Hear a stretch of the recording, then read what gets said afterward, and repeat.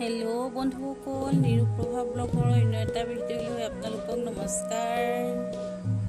আজি মই আপোনালোকক এফাকি নাম শুনাম, বেয়া হ'লে ক্ষমা কৰিব দেই।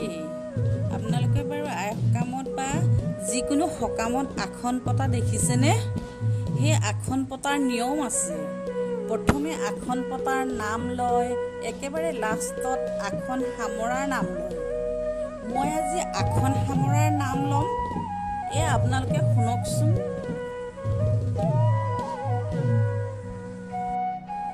ভৱানী আই মাগিছো বিদায়, চৰণে মাথা দুৱাই,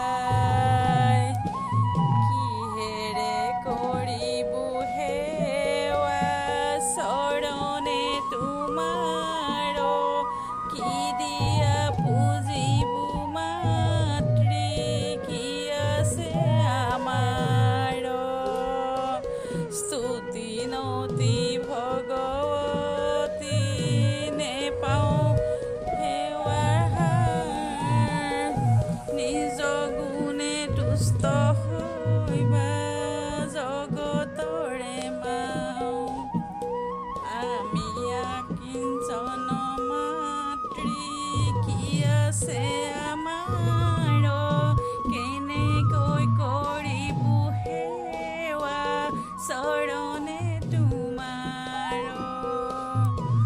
আমি কিঞ্চিন মাতৃ, চৰণে মুৰাৰী, তোমাক পুজিবৰ বস্তু নেপালো বিচাৰি, হাতে কৰোঁ কৃতাঞ্জলি, মাথে কৰোঁ সেৱা, অপৰাধ ক্ষমা কৰা হৰৰ মনোহাৰা, আৰৈ চাৰুল মুঠি মুঠি দুবৰি চন্দন, সেৱা কৰি বিদায় মাগো দুখানি চৰণ, বিদায় দিয়া ভগৱতী গধূলি হ'ল, বিদায় দিয়া চলে মাতৃ কৈলাসলৈ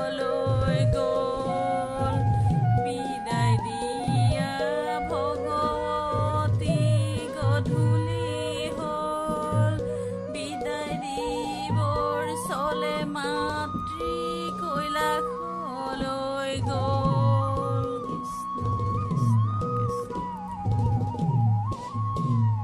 শুনি ভাল পালেনে বাৰু? ভাল পালে যদি লাইক কমেণ্ট শ্বেয়াৰ এটা কৰি দিব দেই। ধন্যবাদ।